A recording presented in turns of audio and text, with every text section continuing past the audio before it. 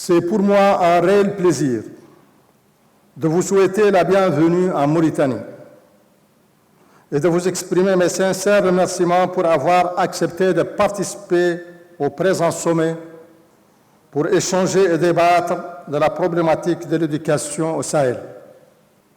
Tout comme je remercie le groupe de la Banque mondiale pour l'appui qu'il apporte à nos pays dans leur combat pour le développement économique et social, au cœur duquel se trouve la cruciale question de l'éducation. Excellences, Mesdames et Messieurs,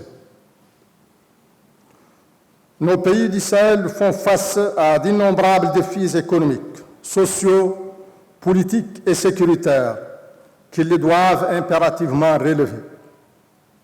Et toute solution réellement durable à ces problèmes requiert comme prélude incontournable la mise en place de systèmes éducatifs efficaces et qualitativement performants, qualitativement et quantitativement performants.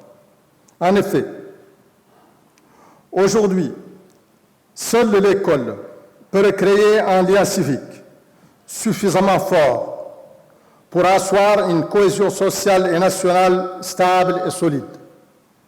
Efficace bouclier contre l'extrémisme et l'obscurantisme, l'éducation est ce qui impacte le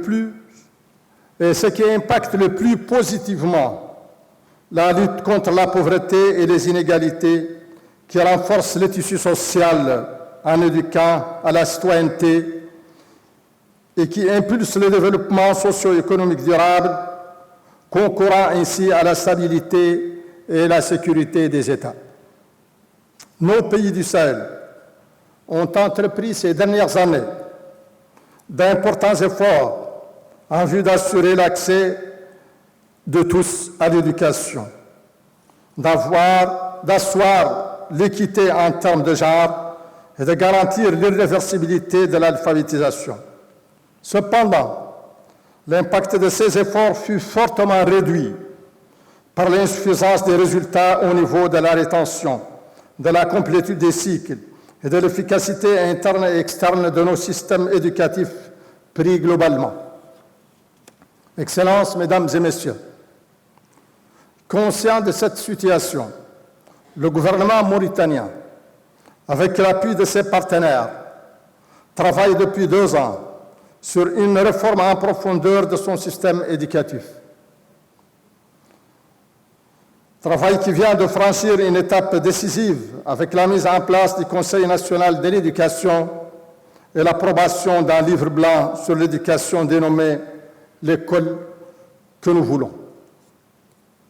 Ce livre blanc, fruit d'une large concertation entre tous les acteurs impliqués dans l'éducation, propose une vision de l'école conçue comme un creuset de l'égalité et de la cohésion sociale qui donne à chacun la possibilité, suivant son potentiel et son choix, d'acquérir les connaissances, les comportements et les aptitudes nécessaires à sa réussite au plan personnel et professionnel. Le défi majeur que nous devons tous œuvrer à relever est celui de réussir à accroître significativement l'accès à une éducation de base, de promouvoir l'excellence et l'enseignement scientifique et technique, de corriger les inégalités distributives et surtout d'améliorer les compétences, le professionnalisme, le niveau de formation initiale et continue du personnel enseignant et d'encadrement. Car, avec des enseignants insuffisamment formés ou travaillant dans un environnement inadapté, la qualité de l'éducation restera inexorablement déficitaire, quel que soit le volume des investissements et des efforts consentis. Excellences, Mesdames et Messieurs, les G5 nous enseignent chaque jour l'importance de la mutualisation des moyens et la mise en synergie des efforts, aussi bien dans le domaine sécuritaire que dans divers domaines de développement socio-économique. Cette mutualisation des moyens et mise en synergie des efforts s'impose davantage encore lorsqu'il s'agit d'éducation. Aussi, j'appelle à la création d'une alliance de l'éducation au Sahel, qui constituera un espace d'enrichissement, d'échange d'expériences et de convergence des appuis de nos partenaires. Tout comme nous appelons à la création d'un institut supérieur du Sahel pour les sciences de l'éducation et l'innovation pédagogique, et sommes disposés à l'accueillir en Mauritanie. J'adresse également un appel à la Banque mondiale, dont l'engagement à nos côtés n'a jamais fait défaut, pour soutenir ces initiatives et contribuer à la mobilisation des autres partenaires techniques et financiers. Excellences, Mesdames et Messieurs,